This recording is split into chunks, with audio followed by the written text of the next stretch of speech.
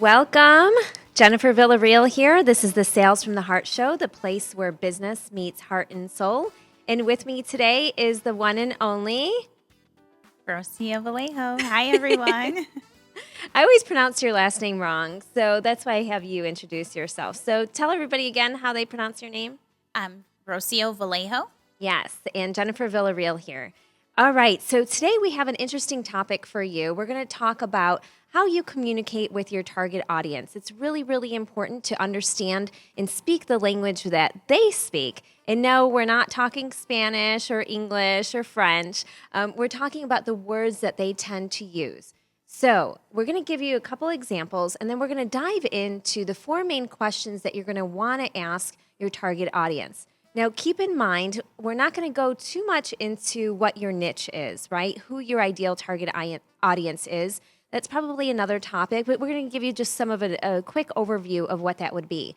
So if you're in business currently, you probably have an ideal client base, and you might say, hey, my product or my service is for everyone. Well, we want to get a little bit more specific. And typically, your ideal target, if you're an entrepreneur, is someone who is similar to you. That would be similar to your own mini avatar, right? It might be women between the ages. Oh, do I dare to reveal my age right now? I'll just say between the ages of 35 to 40. Yes, I'm in that age bracket. And maybe they are certain ethnicity, demographic. We want to get really, really specific. It doesn't mean that we're not going to work with other people outside of that realm. Of course, for myself, my target audience was women, but I end up working with more prominent men business owners. Go figure, right? Does this make sense, Rocio? It definitely does. All right. So you want to make sure that you have your ideal client in mind when we're going to do this exercise and review these four questions today. All right. So the whole purpose of doing this is to position yourself as an expert and authority in the marketplace. You want people to be able to contact you as opposed to having to chase people down, hunt them down, cold call, convince, convert, etc. Do you remember those days, Rocio, where maybe you weren't clear of how to go out there and market your business or who your ideal audience was? I do. It can be extremely difficult if you don't know who you're focusing on, who your ideal client is. So can you share with us, and yes, it's a little bit of a vulnerable moment, but what was that pain and frustration that you were encountering, not knowing where to start and where to begin? Can you repeat that, please? Sure. What was the pain and frustration that you were feeling, not knowing where to begin when you were looking to start your business? And this was the event planning business. Right? It was, yes. There was a lot of pain and frustration just across the board. I think I had an idea of who my ideal client was, but I don't think it was until we started working together that I was able to really hone in on the details of what my ideal client looked like. So I was trying to please everybody. And it's very difficult to try and please everybody, to try and market yourself to everybody because you're not for everybody. So I think when we first sat down and spoke and you asked me to start listing the characteristics of my ideal client, I think we started with age. And that was something that I never really even thought of. Age, really? Do I really need to break it down that much?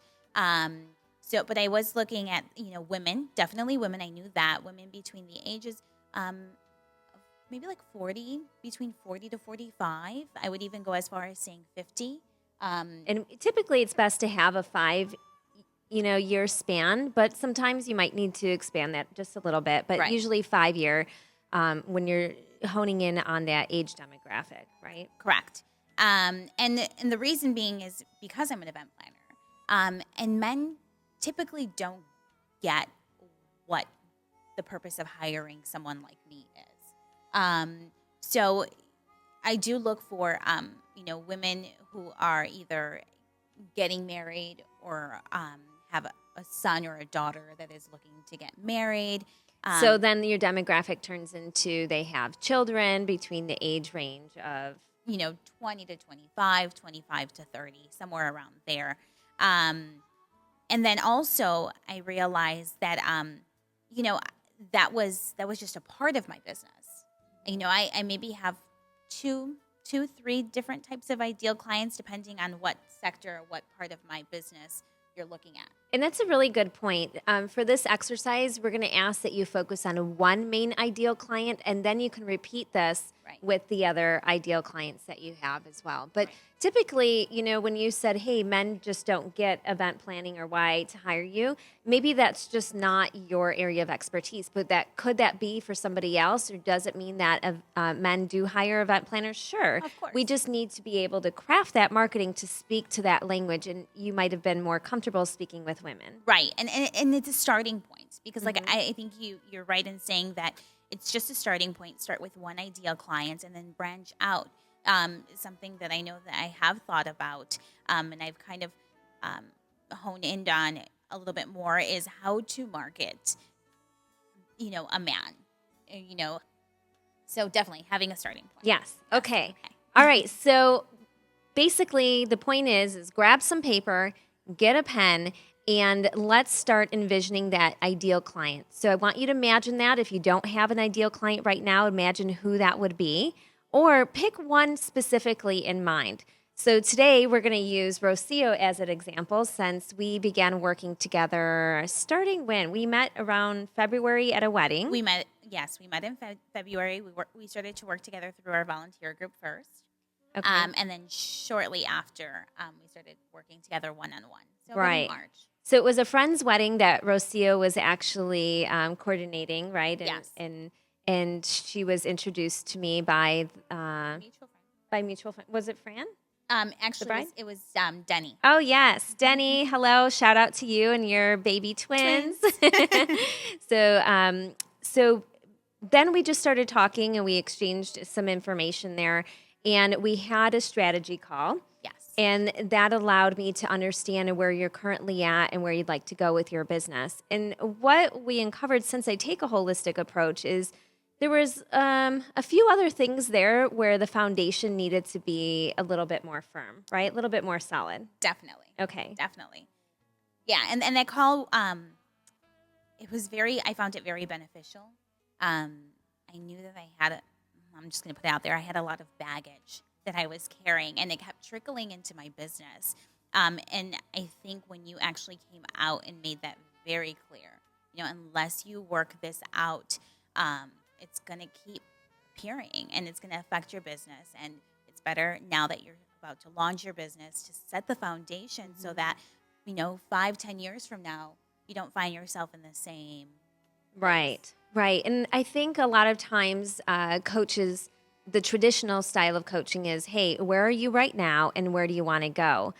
But the thing is where you're at right now, if you're carrying along, as you put it, baggage, it's going to slow you down. So I take a non-traditional approach and we go back and we connect the dots, right? This isn't necessarily therapy, but we go back even to childhood, connect those dots, help you remember, and then we heal where the root cause that was triggering some of these things. And it might be from childhood, it might be more recent, but either way, we address that. And then the foundation is solid and we're able to build off of that. Right. So that was through my volunteer group that I'm a part of, that you're a part of. There's many others here in Chicago. And, if that's something that you want more information about, just email me at info@salesfromtheheart.com. And it's pretty much free. Yeah. I mean, you have to invest your time and be ready for that type of transformation. Right. Okay, so we got that clear. We started working together, about a month after that, I believe. And so why don't we talk about, you are a great success story from, I know we can't share everything. It's still kind of in legal, right? What your next business venture is, but it's just about there. Yes. So maybe we can share just a tad definitely. bit. Okay, great. So finally. All right. And so what I want you all to do as you're sitting there writing notes is write down this specific question, okay?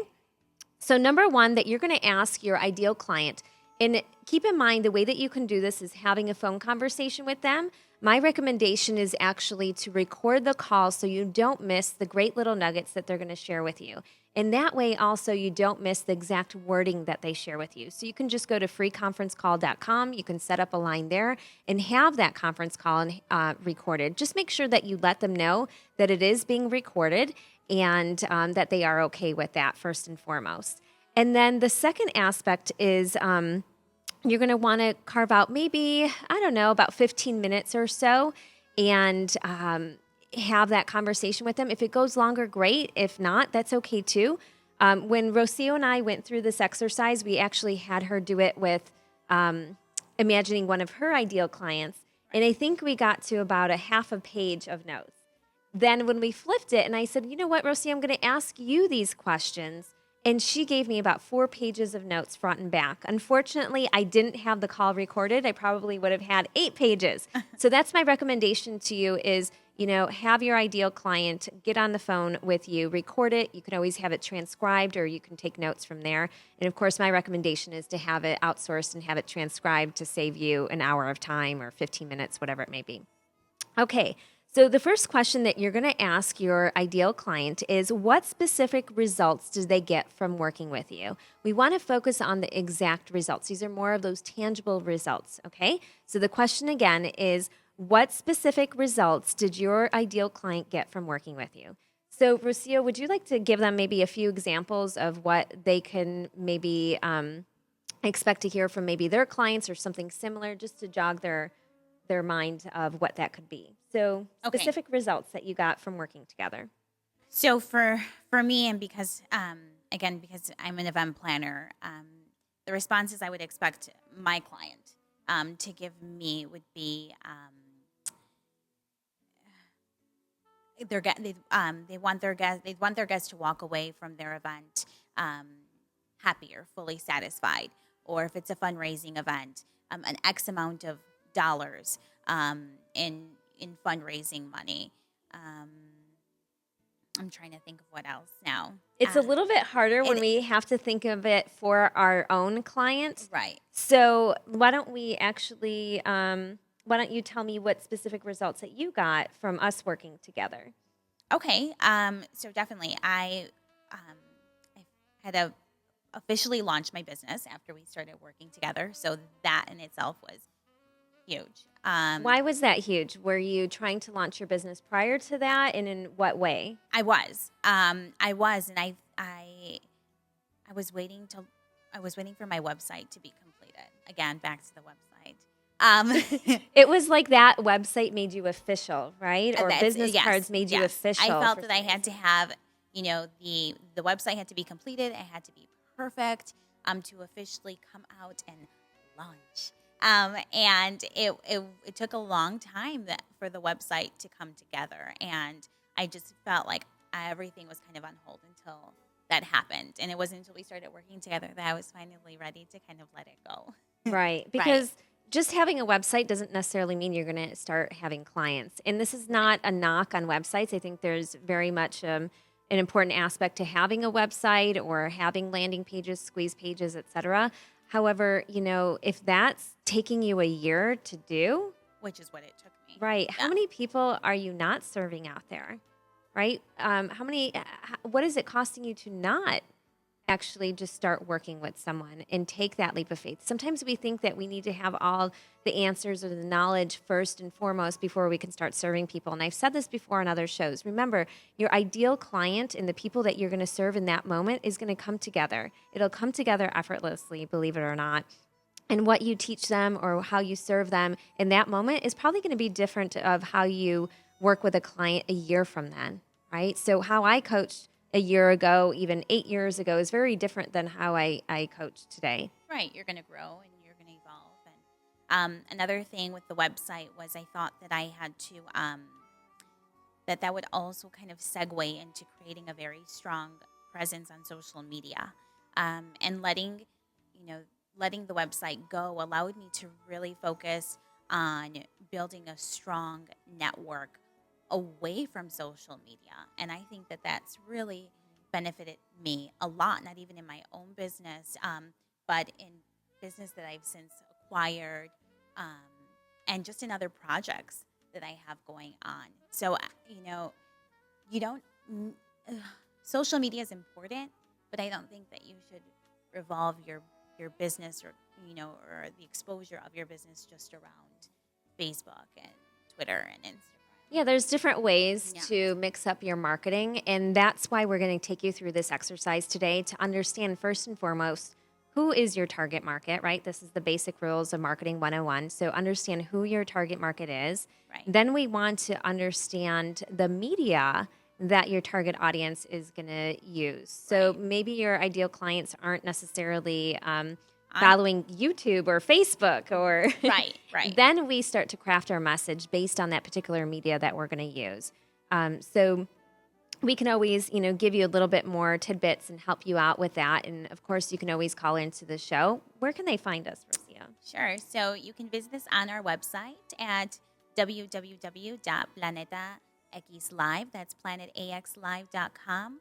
Or you can call in to the show at 773-236-0015. Yes, and also to make sure that you catch all the previous shows, you can go to the Sales from the Heart YouTube channel. Make sure you subscribe, and then you'll get notifications when the new show is Watch actually some of out. our bloopers. Yes, we had a few bloopers.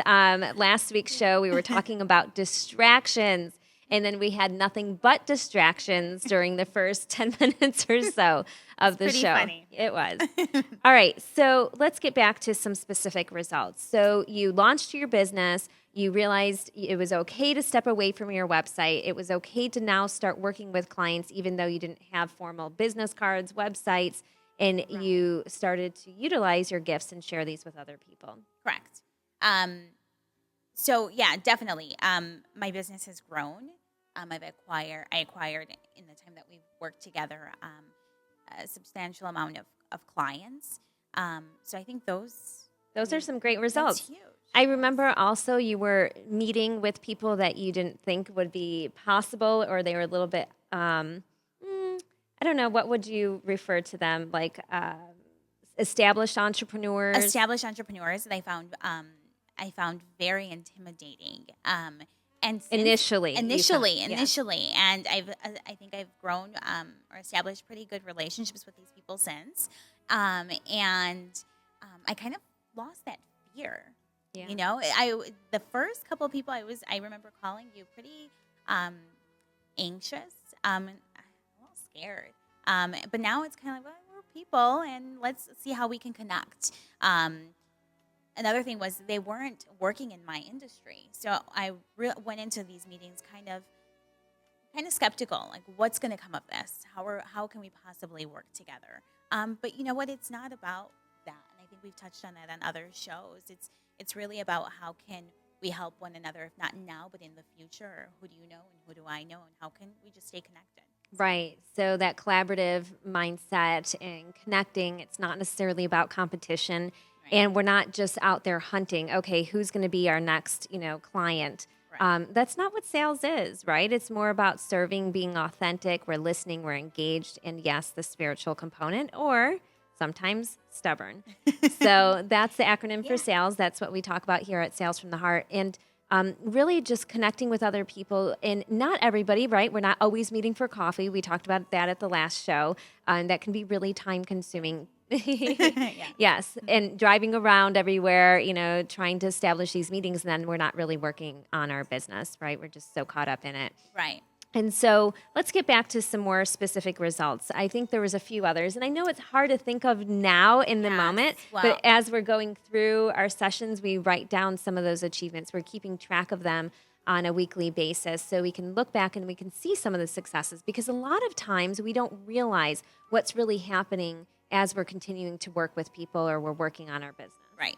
Well, another huge one that comes to mind is I was doing a lot of midnight hustling, and I love that term. The midnight hustle. Okay, Yes. explain again what that means. We talked about this, I believe, in show one. Shows, Yeah. Right. Okay. So the idea of the midnight hustler is a person or an entrepreneur who is in the beginning process of starting their business or launching their business. So they still have to hold on to another form of employment, whether it be a daytime job or an evening job. And in my case, it was an evening job.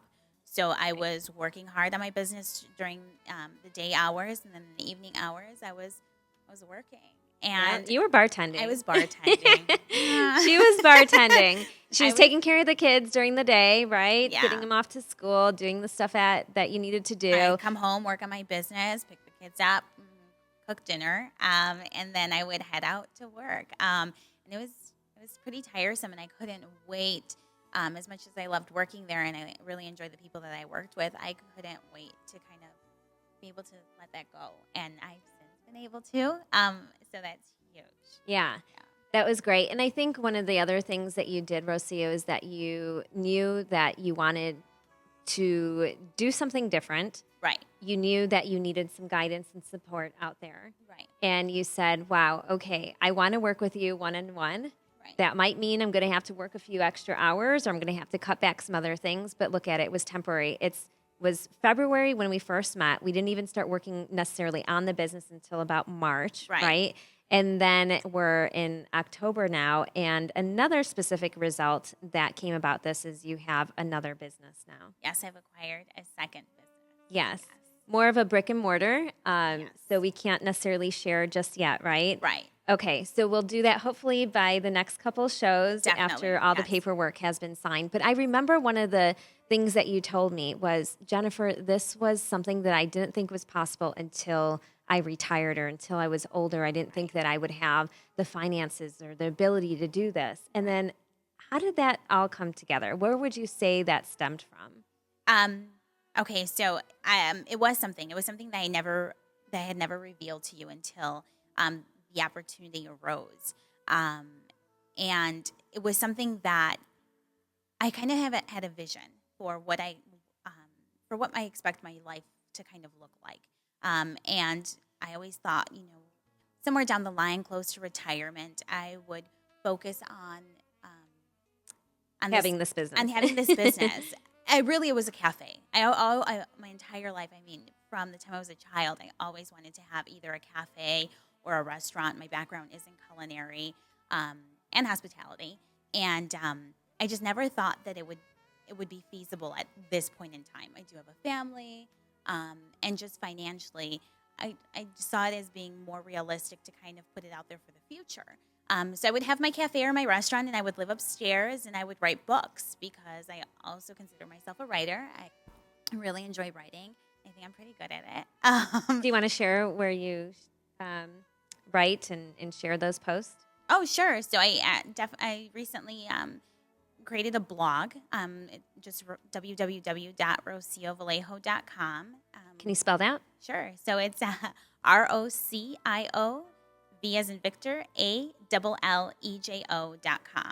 And so I started to kind of use that as an outlet to just share my work.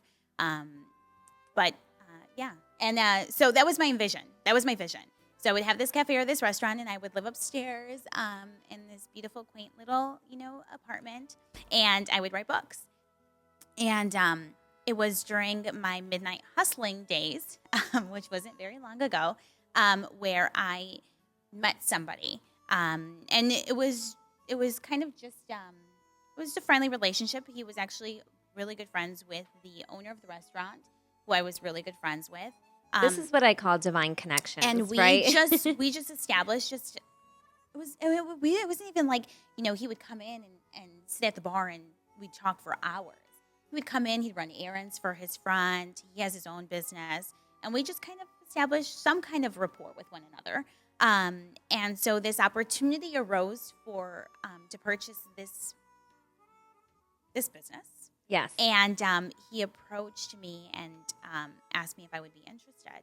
And so we are partners now in this establishment. And this is the point that I want to make with that. It's the divine connections that happen effortlessly. People say, well, that doesn't happen to me. You know what, Rocio, you absolutely had the solid foundation. We cleared out a lot of those fears, those limitations, and we were focusing on getting exact results and being open to other opportunities. This is where the transformation happens. So get your pen and paper and write down question number 2. What other transformations happen in your client's life because of these results?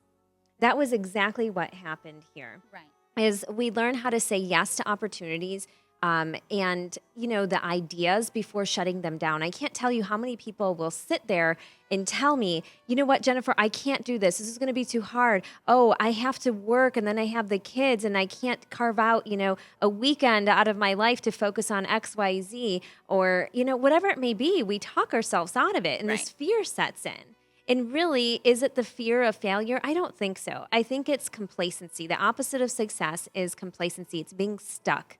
Right. And when you're tired of being stuck and when you've had enough, then you're going to start to look and see, okay, there are people in my path that have been here that have wanted to help me. And I know because I was stuck for many, many, many years. People look at Sales from the Heart and they see all the accomplishments in the past year and they think, wow, this is great. Yeah, well, look at all the years where I wasn't doing that, where I was stuck. And I'm not going to beat myself up over that. Those trials and tribulations that I went through now serve a purpose, and I can see it in somebody's eyes, I can hear it in their voice, and I can help them process and get through. That's my gift, right? Right. But, there were other transformations that came about. So if we even go from the moment that you were at the volunteer group, so how that impacted your friends and family, can you talk to us a little bit about that?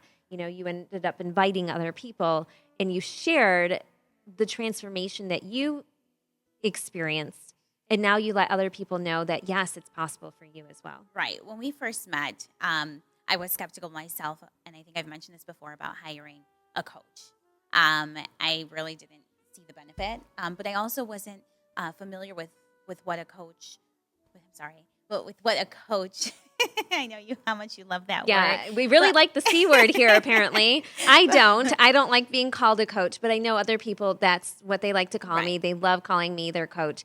It's just, I don't like to be categorized into the traditional style of coaching. Not that there's anything wrong with it. It's just that I use a different method. Right. I use the method that I've found to work for my clients and also for myself. Right. And then, I wasn't really too familiar with what a coach really did. What does a sales coach or a business coach or a life coach at that? Because I think really you're a little bit of everything. I know everybody says that you're a career coach, you're my spiritual coach, Yeah, you're a little bit of everything. Whatever it is that I'm working on with them. It's not just sales and marketing.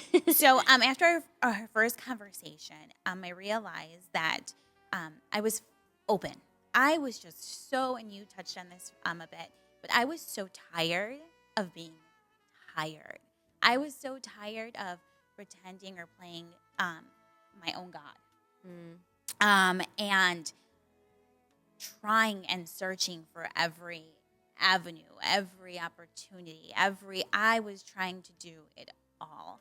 And I think you didn't know exactly what you wanted to do. Right. So she was actually running around in circles, thinking that she was being productive, thinking that she was moving forward with something.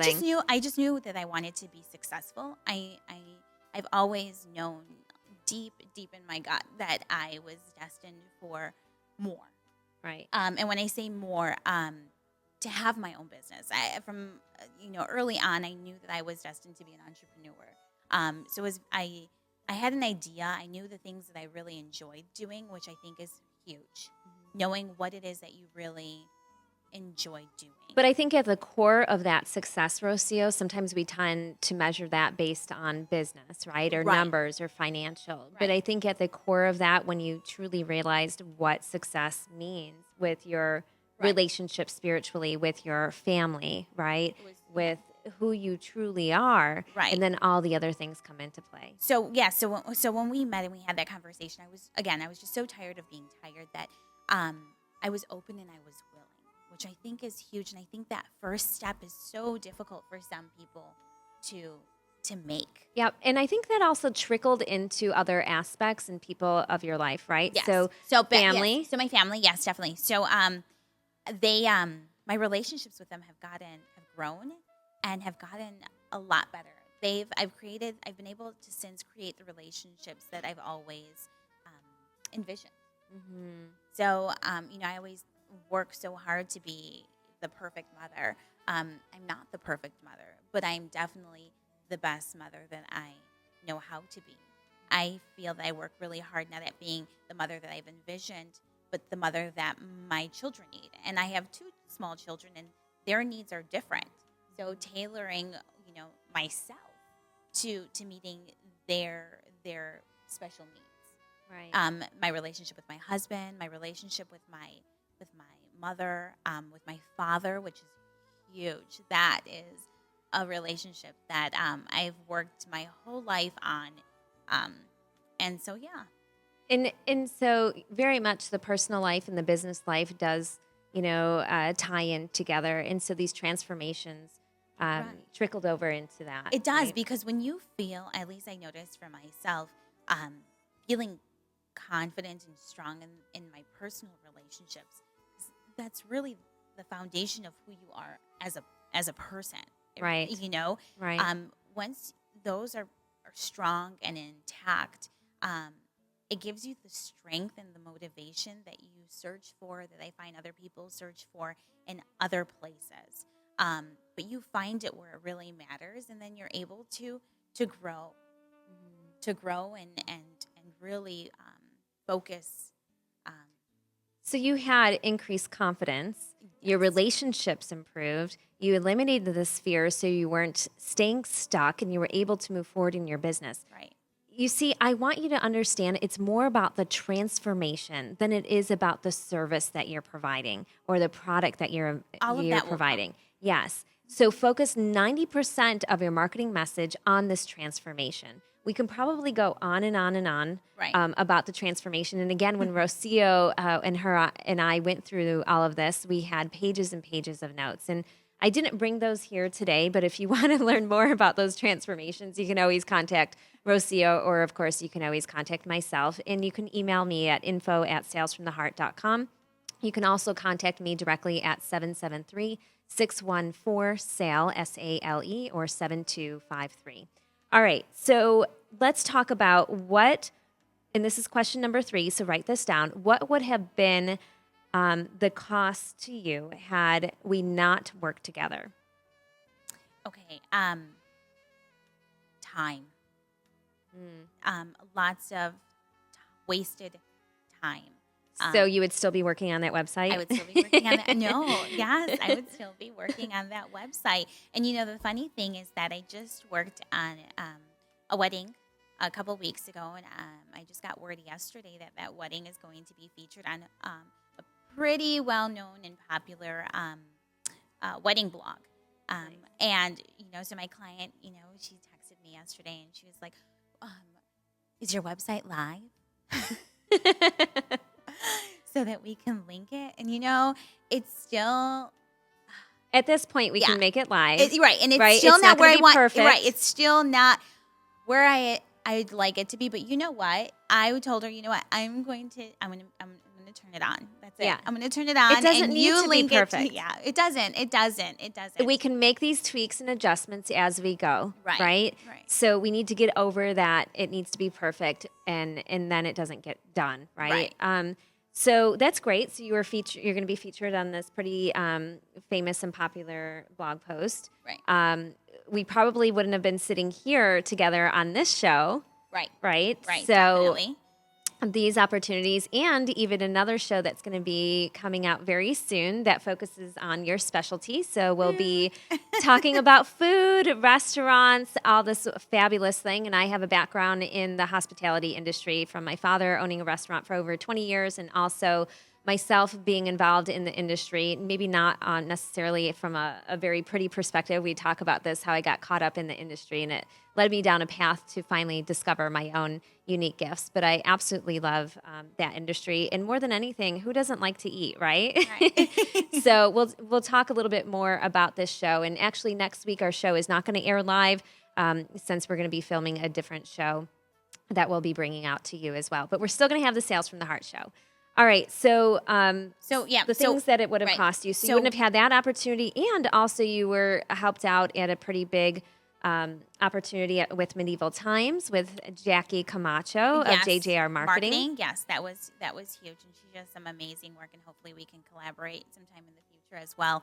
But I wouldn't have, that opportunity wouldn't have presented itself, and I wouldn't have been able to meet somebody that's she's very inspiring. So definitely, if you're not familiar with her, do a little research. But she's great. Jackie Camacho, yes, absolutely. She's been fantastic and Right. a great blessing in my life, and a lot of amazing people that she's touched as well. And I said, amazing, that's her word. Right. So And then also this business that I've acquired. I think if we hadn't worked together, and I hadn't released a lot of that baggage that I was carrying, and I hadn't worked on the relationships that I had worked on, I wouldn't have been open to receiving it.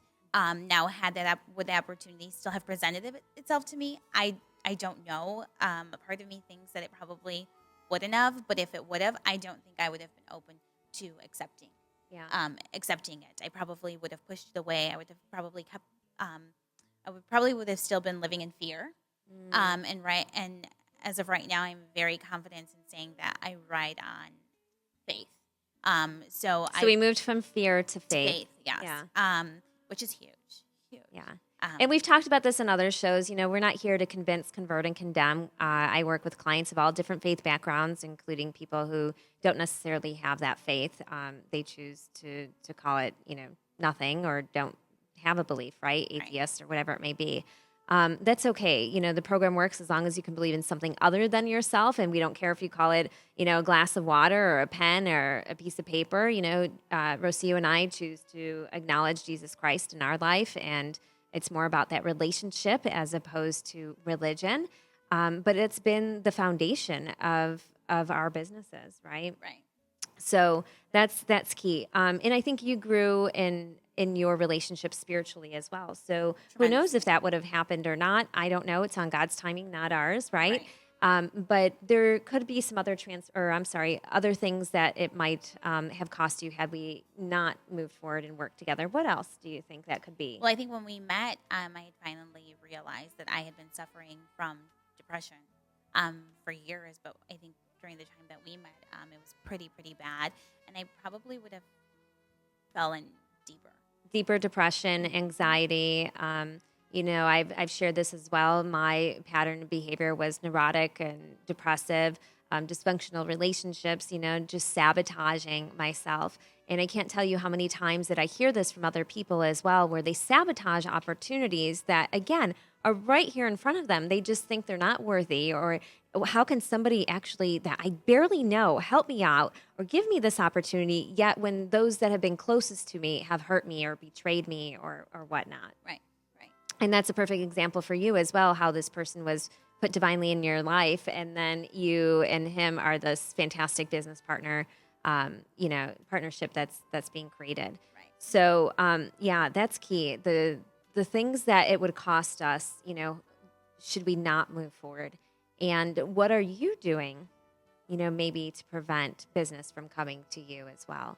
Sometimes you just have to get out of your own way. Yep. Get out of your own way and allow business to come through to you, as well as the other transformations. All right. So now we're going to get into, question number 4, and write this down. What is the biggest source of pain, right? The biggest source of pain that your client hungers to solve, that they really want to solve? What is that, right? We can focus on pains, problems. We can also focus on dreams and desires. What is it that they really want to solve? And you mentioned a couple things where you wanted to know, what is it that you're meant to do? How do you utilize these gifts? You're feeling stuck. You're feeling depressed. You're, repeating the same things over and over again, yet not getting those results. Were there any other sources of pain that that you feel, that we're stirring up for you as well? Well, I think, and this was huge. I think when we met, I really just wanted to establish and grow a successful business. Mm-hmm. But I also know that I had mentioned to you that, and I just stated as well that I always felt that I was destined for more. I just felt it, and I didn't really know, or I couldn't figure out on my own how I was going to get there. I think that's the right. biggest key right there, is that you were trying to figure it out on your own. Or we ask so many other people, like family and friends, and then before we know it, we have so many coaches in our life, right? And that actually happened to me before I got my dedicated coach as well. And yes, a coach should have a coach. is that, I was being pulled in all these different directions by people saying, hey, you should just go back into corporate, or you should, go launch your own business, but start here first. And everybody was giving me different information. And before I knew it, I was overwhelmed and I didn't want to do anything. So a source of pain could be feeling overwhelmed, feeling stuck, not knowing exactly what to do.